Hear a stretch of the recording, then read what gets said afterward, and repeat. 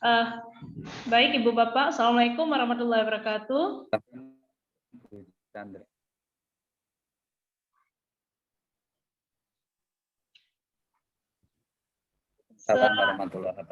Selamat siang Ibu Bapak, Alhamdulillah kita berjumpa lagi di dalam kegiatan kita hari ini dalam pertemuannya di kegiatan pelatihan secara daring.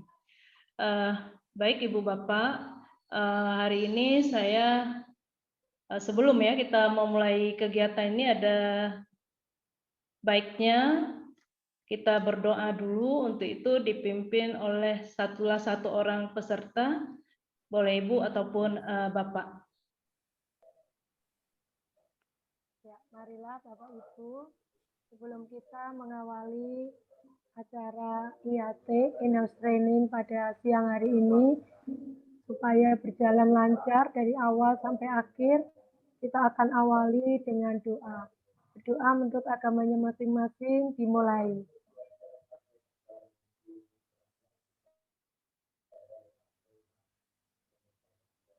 Selesai.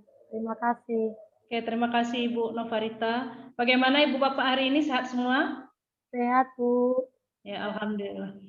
Baik Ibu Bapak, sebelum kita mulai kegiatan kita hari ini yaitu dengan materinya modul ajar, saya ingin nanya ke Ibu Bapak, mungkin salah satu dari peserta ada yang mengetahui sebelum kita memulai lebih lanjut, apa itu kira-kira menurut pendapat Ibu Bapak modul ajar? Saya Bu, boleh berpendapat. Boleh, silakan Ibu Novarita. Ya, kalau menurut saya panduan ya Bu, untuk kita akan mengajarkan materi kepada peserta didik kita. Jadi ini bisa sebagai rambu-rambu supaya apa yang kita ajarkan sesuai dengan yang sudah kita rencanakan. Itu Bu, menurut pendapat saya. Terima kasih. Ya, sama-sama Ibu Novarita. Apa yang sudah disampaikan oleh Ibu Novarita benar bahwa modul ajar itu adalah salah satu yang harus kita lakukan sebagai media ya dalam suatu proses pembelajaran. Baik Ibu Bapak, sebelum kita juga mulai lebih lanjut, mungkin ada pengalaman Ibu Bapak selama ini yang telah membuat modul ajar di sekolahnya masing-masing. Bisa nggak diceritain dari salah satu peserta pengalaman apa aja yang sudah didapatkan selama menyusun daripada modul ajar ini? Silakan Ibu Yunisa ataupun Pak Sugeng, silakan Bapak. Terima kasih Ibu. Ya. Ternyata menyusun modul ajar itu dari awal sepemahaman saya itu modul ajar itu menyusun modul biasa itu, tapi ternyata hampir-hampir sama meskipun banyak perbedaan dengan menyusun RPP Ibu. Terima kasih. Ya, sama-sama Pak Sugeng. Nah, itu sudah kita dengar pengalamannya ya dalam proses menyusun modul ajar. Baik Ibu Bapak, sekarang kita lihat ya sekilas tentang apa itu daripada modul ajarnya. Nah, kita ketahui bahwa modul ajar itu suatu alat ataupun sarana sehingga kita mudah ya dalam melakukan proses belajar sebagai media, metode, petunjuk, dan pedoman yang dirancang secara sistematik dan menarik. Nah, itu yang harus kita perhatikan, menarik sehingga menjadi salah satu patron di dalam kita melakukan proses belajar mengajar di sekolah. Kemudian juga di dalam modul ajar itu kita ketahui itu hasil daripada proses pengembangan ya dari implementasi dari alur tujuan pembelajaran yang dikembangkan dari capaian pembelajaran, di mana di situ juga kita tampilkan ataupun kita tambahkan dengan profil-profil pelajar Pancasila sebagai sasarannya yang kita inginkan untuk sebagai peserta didik.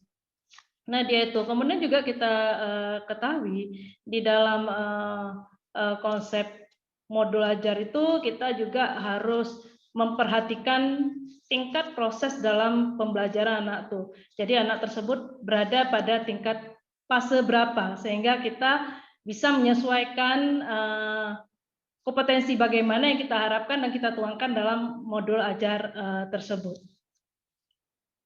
Nah, kemudian kita lihat komponen modul ajar. Nah, kita ketahui di dalam komponen modul ajar tersebut ada informasi umumnya, kemudian juga ada komponen inti, kemudian ada lampiran. Nah, kita di sini kita bahas secara perlahan apa yang dikatakan dengan informasi umum sehingga kita antara satu dengan lain terkoneksi dengan bagus sehingga kita mencapai capaian yang kita harapkan dari modul tersebut. Nah, yang pertama sekali yang informasi umumnya itu kita harus bisa menyampaikan itu adalah identitas sekolah kita masing-masing dari sekolah mana, kemudian kompetensi awal apa yang akan kita tunjukkan pada modul tersebut. Kemudian kita juga harus memunculkan profil pelajar Pancasila. Kita ketahui kita sudah belajar profil pelajar Pancasila itu ada lebih kurang beberapa. Nanti bisa ya kita sebutkan di dalam modul kita sesuai dengan materi yang kita ajarkan, di mana titik berakan dari profil pelajar Pancasila yang kita harapkan kepada peserta didik. Kemudian sarana dan prasarananya. Nah, sarana apa yang kita gunakan sebagai dalam proses pembelajarannya. Kemudian prasarana yang mendukung apa aja. Kemudian target peserta didik dan model pembelajaran apa yang kita gunakan. Apa discovery learning-nya, PJBL-nya dan lain sebagainya. Jadi kita tuangkan di situ sehingga kita tahu apa yang mau kita capai dari capaian pembelajaran kita pada modul tersebut yang kita gunakan. Nah, kemudian kita baru masuk ke komponen intinya. Jadi kita harapkan nanti setelah Ibu Bapak semua di sini menyampaikan, kita sampaikan materinya, diharapkan nanti bisa membuat salah satu contoh modul ajar yang bisa diterapkan di tempat sekolahnya masing-masing. Nah, ini ada tujuan pembelajaran, pemahamannya, bermakna ya, kemudian pertanyaan pematik seperti yang saya tanyakan tadi kepada Ibu Novarita, awal kita untuk memancing daripada peserta didik sehingga anak-anak akan terpancing terhadap materi apa yang kita sampaikan. Nah, kemudian persiapan pembelajaran, kegiatan pembelajaran apa aja yang kita lakukan, kemudian juga kita mencoba asesmennya, pengayaan dan remedial, terakhir itu adalah refleksi peserta didik dan guru. Nah, Ibu Bapak, sebelum kita lanjutkan ke materi selanjutnya, mungkin dari materi yang saya sampaikan ada yang mau kita diskusikan lebih lanjut sehingga kita mempunyai satu kepahaman yang sama pada materi modul ajar ini. Oke, silakan Ibu Bapak kita diskusikan. Ibu izin bertanya. Ya, silakan Ibu. Ya, tentang pemahaman bermakna itu maksudnya apa ya, Bu? Oke. Itu kan sudah ada tujuan. Setelah tujuan ada pemahaman bermakna. Kalau pertanyaan pematik kan sebagai pemancing dalam memasuki materi-materi yang akan diberikan. Kalau pemahaman bermakna itu kurang lebihnya seperti apa, Bu? Terima kasih. Oke, baik Ibu. Jadi pemahaman bermakna di sini yaitulah informasi tentang manfaat yang akan peserta didik peroleh setelah mengikuti proses pembelajaran. Jadi manfaat apa yang dia rasakan tentang informasi tentang dari pelajaran yang kita sampaikan pada capaian pembelajaran tersebut. Gitu. Jadi dari tujuan pembelajaran apa yang kita inginkan. Jadi anak-anak itu betul-betul merasakan manfaat tersebut sehingga dia bisa menerapkannya dalam kehidupannya sehari-hari. Gitu Ibu. Oke, yuk, makasih nggak ada suaranya Ibu. Ya, terima kasih Bu. Ya. Yuk, boleh, silakan. Ada lagi sebelum kita lanjut ke tahap selanjutnya, yaitu adalah pada lampirannya apa aja yang harus ada di dalam salah satu. Tanya dulu. Boleh, silakan. Saya pertanyaan pemantik itu kan sebenarnya pertanyaan pemancing ya Bu. Iya betul. Saya mau minta contoh untuk misalkan Ibu mau menyampaikan capaian pembelajaran tentang pembiayaan. Pertanyaan Terputus Bu, suaranya nggak jelas. Terputus Bu Yunisa. Ya, putus-putus suaranya Bu Yuni. Oh, ya sebentar, Bu. Pertanyaan pemantik, udah jelas belum, Bu? Jelas? Jelas Ya. Bu. Pertanyaan pemantik, itu kan pertanyaan pemancing ya, Bu? Iya, iya Nah, betul. minta contoh untuk pertanyaan pemantik yang menarik itu seperti apa, Bu? Supaya bisa memancing peserta didik untuk lebih fokus gitu ya, supaya mereka bersemangat, bermotivasi untuk mengikuti pelajaran yang akan kita sampaikan seperti itu. Terima kasih, Ibu. Yuk, sama-sama Ibu Yunita. Nah, di sini kita menunjukkan kepada anak pertanyaan yang lebih sehingga dia ingin tahu ya. Contoh misalnya di dalam proses pembelajaran mapel produktif yang kita empuh, misalnya kepada anak-anak kita lakukan misalnya proses pembiakan generatif dan vegetatif. Kita nanya kepada anak-anak semua, ada yang tahu nggak apa itu perbanyakan secara generatif? Nah, gitu. Jadi sehingga anak-anak akan mengeksplor apa yang dia ketahui tentang pembanyakan tanaman secara generatif tersebut. Itu misal contohnya itu. Ya, terima kasih, Ibu. Sama-sama.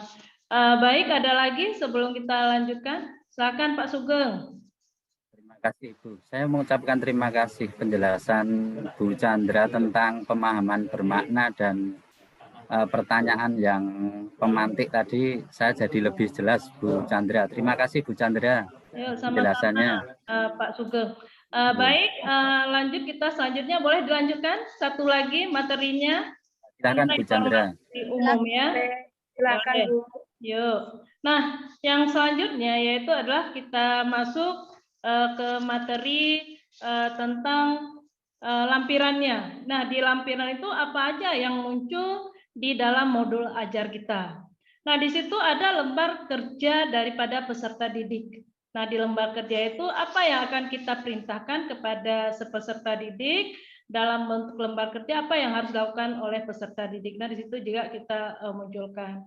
Kemudian bahan bacaan guru dan peserta didik, ini lebih ke materi-materi yang mau kita munculkan tentang capaian pembelajaran apa yang kita buat dalam modul ajar tersebut. Jadi semua materi-materi yang kita mau sampaikan itu ada letaknya, itu adalah di lampiran. Kemudian istilah-istilahnya, glosariumnya, istilah-istilah misalnya kita ketahui di dalam contoh ya di pelajaran produktif itu ada perbanyakan generatif. Generatif itu apa? Kita jelasin di situ. Vegetatif itu apa? Nah, di generatif itu kan ada perkawinan seksual, aseksualnya. Yang seksualnya itu apa gitu.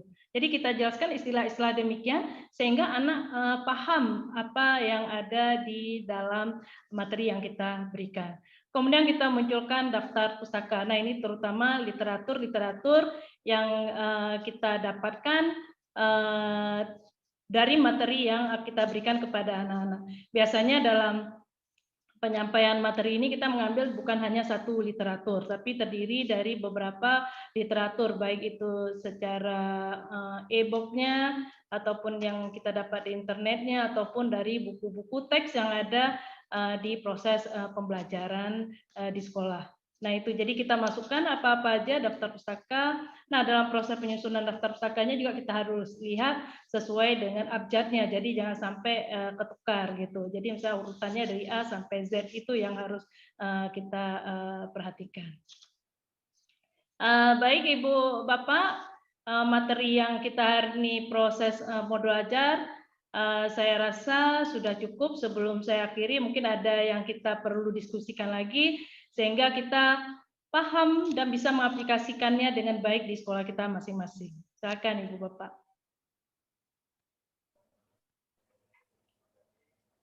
Dari saya cukup, Ibu. Oke. Pak Sugeng? Dari saya juga cukup, Ibu. Oke.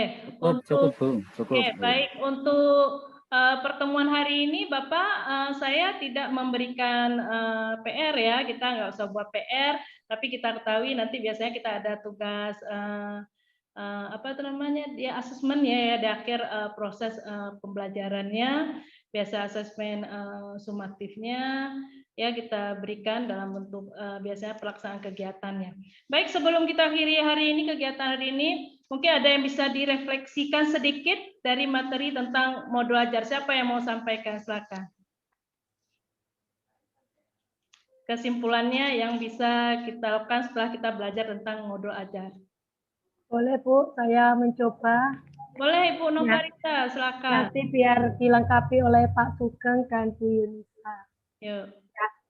Jadi untuk refleksi saya setelah mendengarkan penjelasan Ibu Chandra dalam menyusun modul ajar ini, sebenarnya yang pertama kita harus tahu dulu ya Bu ya, materi apa yang akan kita sampaikan kepada anak dan juga tujuan serta hal-hal komponen-komponen penting yang tadi sudah dijelaskan Ibu satu persatu tadi, itu harus kita kuasai benar supaya dari komponen-komponen itu bisa dijabarkan kepada peserta didik sehingga peserta didik akan tahu tentang apa yang diajarkan oleh gurunya pada waktu tertentu itu. Terus yang kedua, ternyata di dalam penulisan modul ajar ini juga tidak ada tidak asal sembarangan begitu ya, karena di situ kan ada daftar pustaka, yang lampiran-lampiran tadi ada glosarium, jadi memang harus benar-benar kita pahami, kita taati aturan-aturan yang diberlakukan. Itu menurut saya Bu, dan dengan pencerahan hari ini semoga kedepannya kita semua selaku pendidik bisa lebih baik dan lebih baik lagi dalam menerapkan atau membuat modul ajar buat peserta didik di sekolah kita masing-masing, di satuan pendidikan kita masing-masing. Terima kasih Bu. Terima kasih Ibu Novarita, itu refleksinya cukup bagus ya. Baik Ibu Bapak, sebelum mengakhiri kegiatan kita hari ini tentang modul ajar, ada baiknya kita untuk keberkahan dan terus diberikan umur panjang, kita tutup, kita akhiri dengan membaca doa. Ya, kita membaca doanya mungkin bisa dipimpin oleh Pak Sugeng. Silakan Bapak. Terima kasih Bu Chandra dan Bu Novarita. Nah, mari kita akhiri pembelajaran hari ini dengan berdoa menurut agama dan kepercayaan kita masing-masing. Berdoa di tempat, mulai.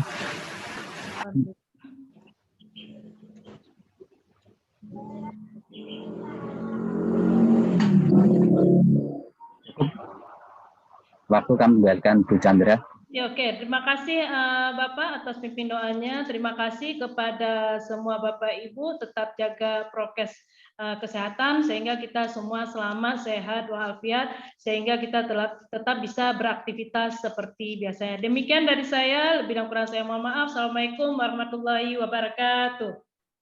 Waalaikumsalam warahmatullahi wabarakatuh. Terima kasih Bu Chandra. Yuk, Bapak nanti kapan jamnya? Ini sudah rekamannya sudah dimatikan. Bapak mau rekam sendiri ya? Enggak, artinya gini, saya kan belum siap PowerPoint-nya, saya buat PowerPoint dulu. Nanti yang siap Bu Yunisa atau Bu Novarita dulu. Boleh. Terima kasih Ibu Bapak semua yang udah ikut kegiatan kita hari ini dalam micro teaching ya untuk kelompok 3. Semoga apa yang kita sampaikan bermanfaat dan bermakna. Demikian, lebih dan kurang kita mohon maaf atas partisipasi dan kerjasamanya yang baik. Kita akhiri. Wabillahi taufiq hidayah. Assalamualaikum warahmatullahi wabarakatuh.